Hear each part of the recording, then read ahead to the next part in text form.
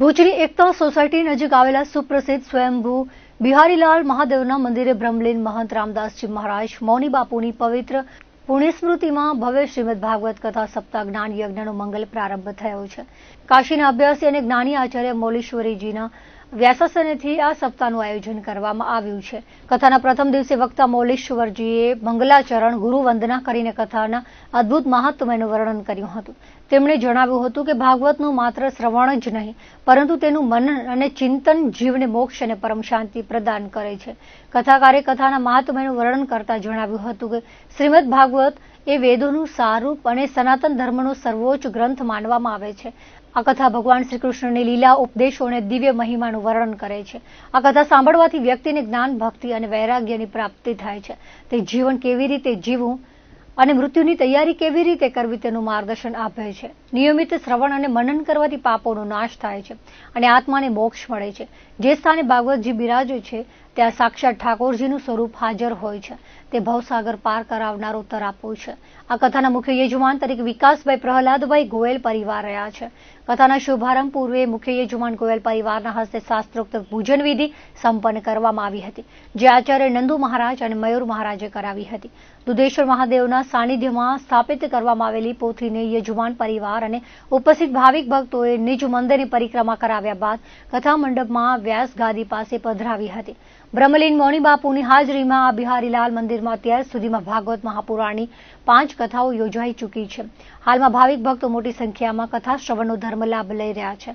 સમગ્ર આયોજન વ્યવસ્થા બિહારીલાલ મહાદેવ મંદિર સેવા સમિતિ દ્વારા સાંભળવામાં આવી રહી છે. આજ ભગવાન દુધેશ્વર મહાદેવ મંદિરમાં પૂજ્ય મૌની બાપુ જે દિવગન થયેલ છે તેની પાછળ શ્રીમદ ભાગવત મહાસપ્તાહનું આયોજન કરેલ છે, જે આજથી પ્રારંભ થાય છે. 28 તારીખથી 4 તારીખ સુધી ચાલશે અને 5 તારીખ એમની પૂર્ણાહુતિ છે. અમારા મુખ્ય યજમાનશ્રી પણ જે પ્રથમ પહેલાં પ્રયાગદાસજી મહારાજના અમારા મૌની બાપુના સેવક જ છે, જે જોધપુરથી પધારેલ છે. ગોયલ પરિવારશ્રી એ પણ અહીં આવેલ છે પૂજા માટે. કથાનું મહત્વ વિશેષ પ્રકારથી ભાગવત સપ્તાહ છે અને શ્રીમદ ભાગવત સપ્તાહને બધા લોકો જાણે જ છે, કારણ કે શ્રવણમ તુ કૃતમ સર્વે તથા વર્ણનમ કૃતમ. ભાગવત સપ્તાહનો અર્થ એવો છે કે એ સપ્તાહ એકવાર શ્રવણ એટલે પ્રારંભ સાંભળ્યા પછી પણ એનું મનન થાય તો આ ભાગવતજીથી વ્યક્તિનો ઉદ્ધાર થઈ શકે, જે મોક્ષની પ્રાપ્તિ કરાવે છે. મોક્ષની પ્રાપ્તિ માટેની જ આ ભાગવત કથા છે. અમે લોકો પણ એ જ પૂજ્ય મૌની બાપુ પાછળ મોક્ષ પ્રાપ્તિ અર્થે જ આનું આયોજન કરેલ છે. આ મૌની બાપુની કથા જે છે ભાગવત સપ્તાહ ચાલુ થયા એના પ્રોગ્રામમાં પ્રમાણે 1 તારીખે કૃષ્ણ જન્મની છે, રામ જન્મ સાથે છે.